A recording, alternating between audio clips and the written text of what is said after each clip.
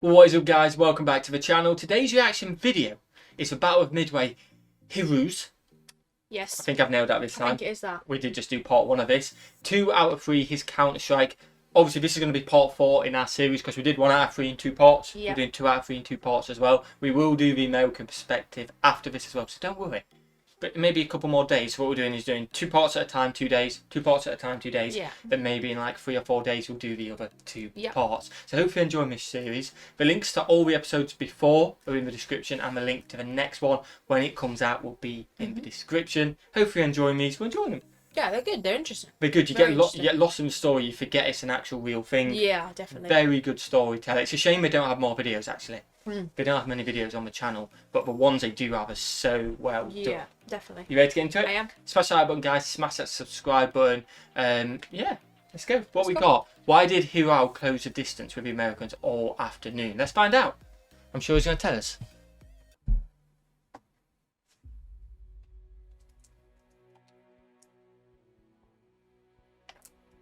At this point, there's a distressing issue that has to be discussed. It's the controversial decision of Nagumo to close the range with the Americans once they had been discovered. Okay. After the 1030 disaster, Nagumo had been left with a single carrier, the Hiryu. The importance of this carrier cannot be overstated. Nagumo was in possession of an expensive military hardware that Japan could ill afford to lose. Yeah, they do cost a lot. The Japanese had to fight intelligently from this point onwards. Early reports had indicated that the Americans were closing the gap and only 90 miles away. Okay. So fair enough, hopes for a surface engagement was justified. Therefore, Nagumo's decision to charge northeast to close the distance was reasonable. But then they there is realised something they were wrong going with this away. picture. It's this, the Hiryu, tagging behind Nagumo's surface force. A carrier has no business in a surface engagement. Okay. Not only that, but closing the distance keeps you within the enemy's strike range, and this was absurd. So why are they doing this? Why is the Hiryu still closing the distance with the Americans? Well, we don't really know. Maybe Nagumo believed the Americans were also seeking a surface engagement, Just wanted to but by match. 1240 this was shown to be highly unlikely based on the Americans changing course to the east away from him. So what it seems like is that after 1030, the Japanese became short-sighted and got this type of tunnel vision where they were just focused on one thing, destroying the enemy. I can For understand both that in war. Nagumo and then. Yamaguchi, Yeah. this fight had become personal.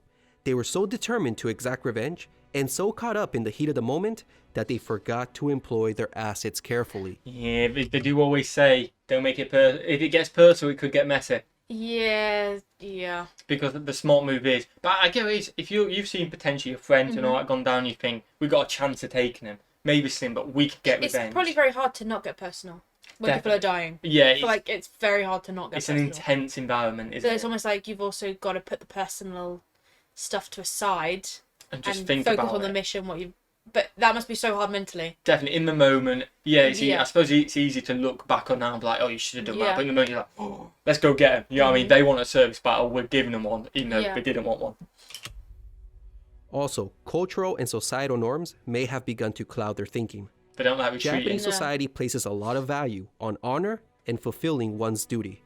And we can see this occurring throughout World War II, with many soldiers ending their own lives rather than being taken prisoner, Wow. which was Wow. seen as a shameful act.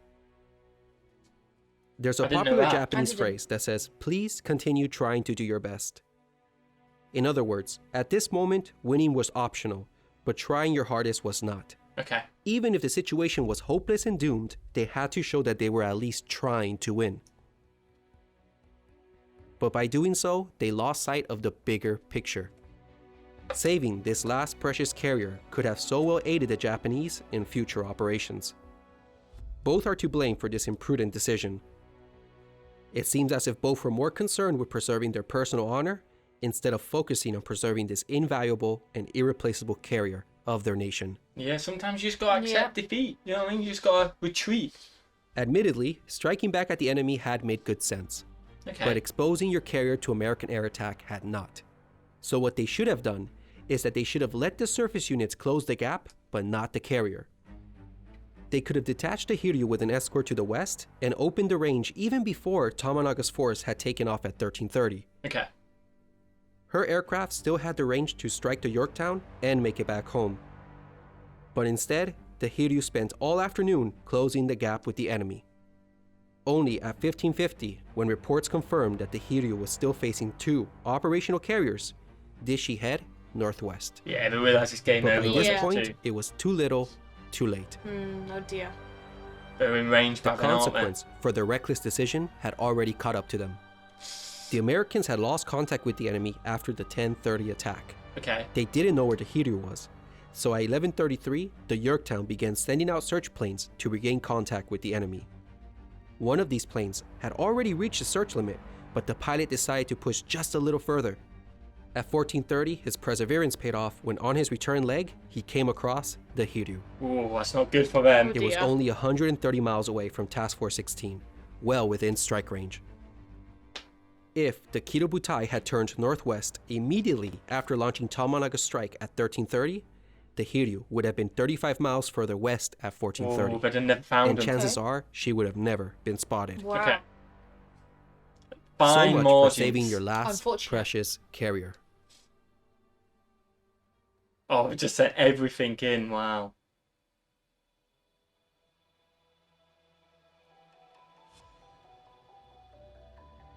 Once the Americans received the sighting report, a strike was immediately sent. Wow. The first wave was a mixed bag of Enterprise dive bombers with Yorktown survivors, 40 of them. followed by the Hornet, who launched her own strike 30 minutes later. Can't Okay. be much hope left. At 16:45, the first group sighted the Hiryu.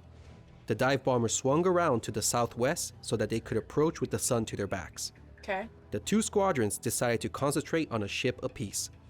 The Yorktown bombers, much to their resentment, were selected to go for a battleship, Okay. while the 10 Enterprise dive bombers got the main prize of Yeah, taking out the carrier. You got to spread it out, Yeah. definitely. 13 fighters were on combat air patrol. These pilots were no doubt fatigued at this point. Definitely. And the clever tactic of approaching out of the sun must have worked, because for the second time this day, the Japanese were caught by surprise. Wow. They didn't spot see the 'em. Americans Wow. until they were practically on top of them. And this perhaps highlights the Japanese's greatest weakness in carrier warfare, their lack of radar. The Enterprise dive bombers began their attack at 17:05. The carrier made a hard turn to port. This threw off their aim and resulted in the first few bombs missing their mark. Okay. Thankfully for the Americans, the planes from the Yorktown saw this and diverted. Hiryu's time had come. Dive Oh, they bombers want the were able carrier. to land a devastating total of 4 hits, all on the forward part of the Hiryu. Ooh. The powerful explosions ripped the forward deck apart. Although the Hiryu hadn't been as packed with filled up and armed aircraft like her 3 sisters, 4 bombs were enough to shatter this lightly armed carrier. Flight operations were out of order for the Hiryu. Wow. That's their last carrier The out. remaining Dauntlesses went for the battleship but missed. 15 minutes later came Hornet's group. They ignored the Hiryu, seeing that she was doomed, and went for the cruisers, but to no avail. No hits were scored. Oh, okay. In It's total, hard to get the hits Americans back lost then. only 3 aircraft in the attack. All 4 carriers were now out of operation. What's a big blow to the Japanese? Big, big blow. Incredibly, Yamamoto still believed he could grasp victory from the jaws of defeat. How? He still entertained the prospect that Midway could be taken and that the American force could be I think this is where you destroyed give in a up. surface Yeah, you battle. got to give up. At 1915, Admiral Kurita and his cruiser squadron were ordered to bombard and neutralize Midway. Oh, wow. It's gone The only hope straight left for now it. for a victory was for a night action between Yamamoto's battleships and heavy cruisers and the American force of carriers and cruisers. Nagumo, who had been viewed as being too passive, was relieved of his command, and Admiral Kondo was left in charge for the upcoming night battle.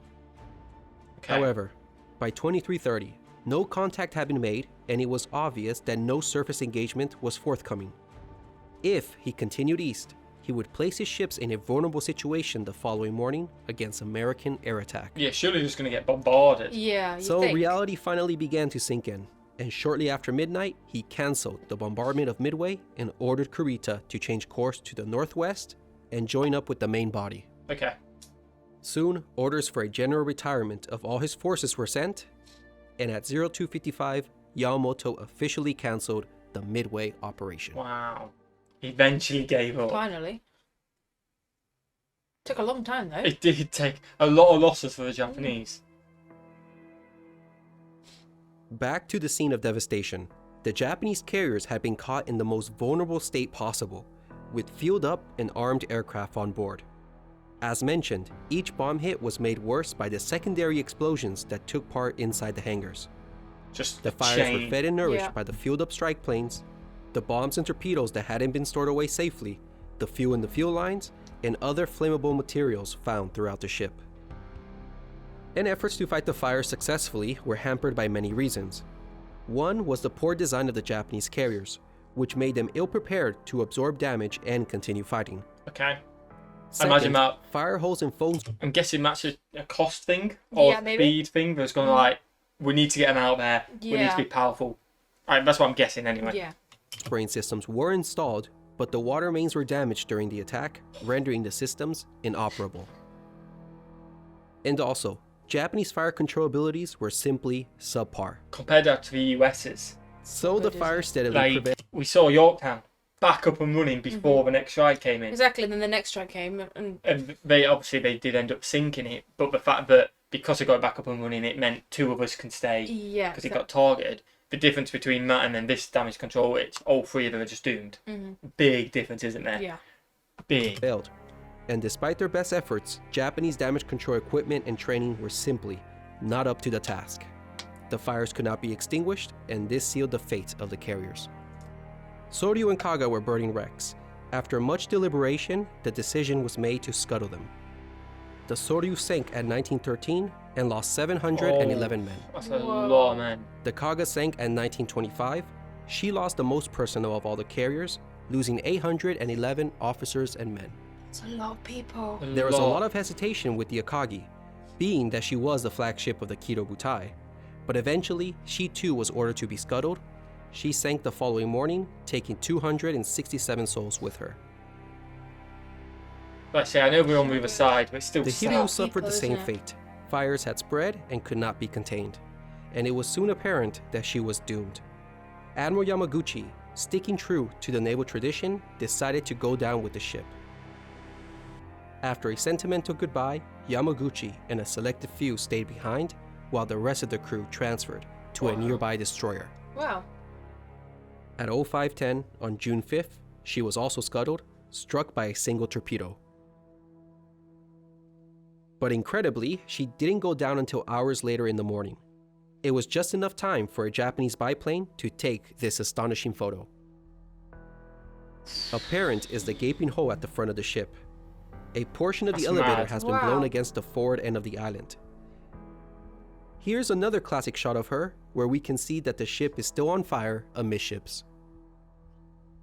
That's mad, don't it? The photographer is insane. I know it's mental to think. Obviously, they could take photos back then, but you think in 1925, so long ago, you just don't expect to see photos from it. No, and also like that's quite clear for Clear, like in the middle of almost the 100 sea. years ago. 100 years ago, yeah, pretty much, and it's in the middle of the sea, and they've still got that. Is mad, isn't it? It is. It is absolutely mental. It must have been horrible though for the captain, by the way, because him and a few of us stayed on it.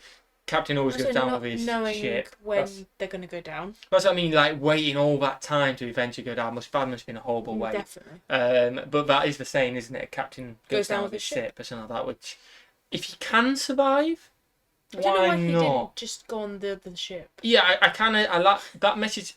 I guess. I mean, it's nice if if you actually can't get out. If it was an option between everyone has to go, I kind of get the captain goes down with his ship thing. But there kind of was an option for him not to. But if he can hop on and everyone survives, it's like, why not? Yeah. You know what I mean? It's not like the passengers have died and the captain survived. Yeah, exactly. If there's an option that everyone survives, Why why not? doesn't everyone get off? I suppose it's that Japanese thing, isn't Maybe it? that's just in there. the war and stuff And back like that. then, Back then, definitely. Hiryu sank some 2 hours after these photographs were taken at around 0915. 392 men were lost. 392. wow. I thought it was just to say 10. So Yeah, did I. because it said they stayed behind. A few. The decisive phase of the battle was over, yet clashes continued for the next 2 days, which led to the sinking of the Japanese cruiser Mikuma and the Yorktown. They're just taking losses left, right, That's and right, centre. the stubborn carrier still hadn't sunk at this point. Wow. I'll begin with the cruiser action. If we recall, Admiral Kurita, in command of Cruiser Squadron 7, had been tasked with bombarding Midway. Okay. Yamamoto ordered this mission to be cancelled 20 minutes past midnight on June 5th. However, the order was delayed by almost 2 hours before it got to Kurita at 0230. Wow. By this time, he was only 50 miles away from Midway. That could be a big Regardless, difference. he commenced his retreat by changing course to the northwest. But during this, a submarine was spotted. Evasive maneuvers were ordered, and during the confusion, the cruiser Mogami collided with her sister ship, Oh, they hit Mikuma. each other. Oh, that's bad. Mogami had her bow smashed and was left behind since she had to limp back home at a slow speed. The Mikuma faithfully stayed alongside her as an escort. Wow. The rest of the day, they escaped air attacks by Midway-based bombers. But the next day, on June 6, they were bombed repeatedly, but this time from carrier-based aircraft of Task Force 16. And I imagine we're going 5 slow. hits landed on Mogami, 5 on Mikuma, and 1 on a Ooh. destroyer. Despite her collision damage and the hits, Mogami managed to escape, while ironically, it was the Mikuma that succumbed to her wounds. That's mad how Mogami Yeah. escaped. That is mad. American pilots took pictures of the mortally wounded ship. The destruction of the Mikuma is clear. The ship sank at 1930 God, with a heavy loss of life, Smashed to pieces, with as isn't many it? as 700 of her crew unaccounted for.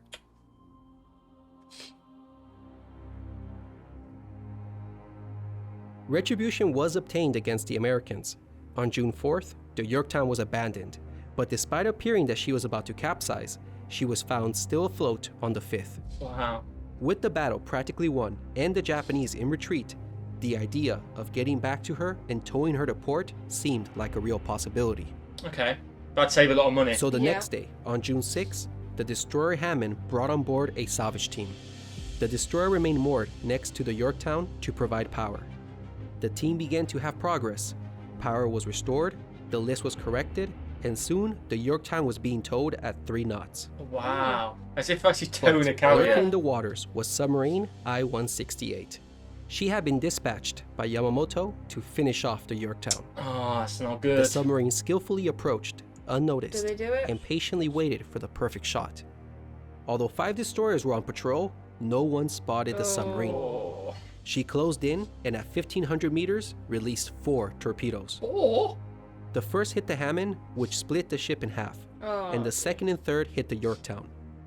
The carrier was done for, and the salvage team evacuated the ship. Oh, they got off then. That's good.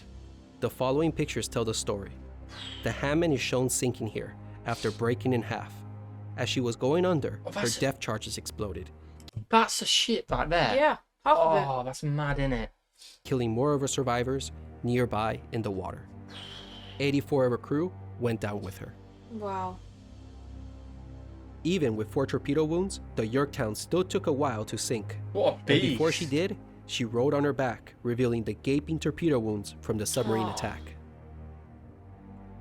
On June 7th, the distinguished ship, the ship that had played such a pivotal role in Coral Sea and Midway, finally slipped beneath the waters Oh, at That's 0500. sad. 57 men were lost. Wow. They put up a good fight. They though. did put up a good fight, the Yorktown. Very good So fight. now we can go to the final losses of the battle. Japan lost 4 fleet carriers, 1 cruiser, and 250 aircraft. Okay. But they That's a didn't have a lot. heavy loss in pilots. Only 121 airmen were lost that day. Okay. What they truly lost were the 4 irreplaceable carriers and the experienced and highly skilled aircraft mechanics and technicians on board them. Yeah, These it's a men were big difficult loss. to replace. By best estimates, Japan lost 3,057 men. That's a lot. For the Americans, the cost had been relatively small for what they had accomplished. They had lost 1 carrier, 1 destroyer, and 144 planes. That's a big. Total losses in men, 362. I mean, again, it's awful to see. It's still deaths, isn't it? 362 too many. It is, but It's a big difference. like that is a massive, massive victory for the US. Again, it's horrible seeing the Japanese losses as well because we're not at war anymore. You know what I mean? It's not nice No, and I seeing it. think people are people. Exactly, people. But if you actually just comparing it as stats, It's a- the US absolutely battered them. They did. Unfortunately, Absolutely battered them. 3,400 people had to die. It But- speaks for himself, doesn't it? It was that was a massive win for A them. massive win. To say it was meant to be a surprise attack, the Japanese Yeah, initiated it. Like that is they just didn't a come win. off better, the Japanese, No, unfortunately, for and them. they had 4 carriers go down compared to the 1. That's mad. See, but then like after the first couple like I don't know, there was times they should have pulled out. They could have damage controlled. And they could have pulled out easy. But it's war. Retreated, It's but hard, they isn't it? It's chaos. No war plan ever makes it past the first. No. Do you know what I mean? First contact. There was no question about it. The Battle of Midway had been a decisive American Very victory. decisive. Yeah, I think that's pretty obvious.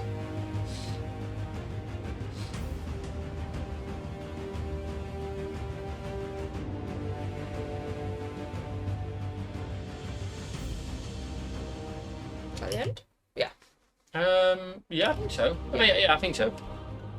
I was waiting for him to say something else. So like, finish it, But it just went like, hopefully you guys that was enjoyed really that. interesting, actually. Again, it's one of these, it's long videos and you think, okay, we're in for a long haul, but these are so entertaining. And also, it flies. Absolutely flies by as these ones do. I think just because it's so engrossing, it makes you feel like it's actually happening right now, although it was a long time ago. It is real life as well, so it adds that jeopardy in there as well, the panic as well. But let us know what you guys think in the comments. It's been, I mean, we've still got another one. We've got the American's perspective, which is going to answer a lot of questions. Yeah, It's definitely. going to answer why the carrier's up in the top, what the dodgy signals were, Yeah. because obviously the Japanese picked up the dodgy signals, didn't they? Yeah. What they were coming out of Midway, and we're going to get all the answers hopefully, so that's going to be interesting. If you want to see that, subscribe to the channel. We'd really appreciate it. Check out Patreon as well. Even why if you not? don't want to see it, subscribe. Yeah, why not? Because we've got loads of stuff. We tried a movie got on loads the of different channel stuff. as well, so we might be putting movies on this channel, but the full reactions of all the movies are on Patreon, so check it out. Link in the description. Part 5 and 6, which is 2, which I'm guessing is another half an hour video, so we'll do it in 2 parts,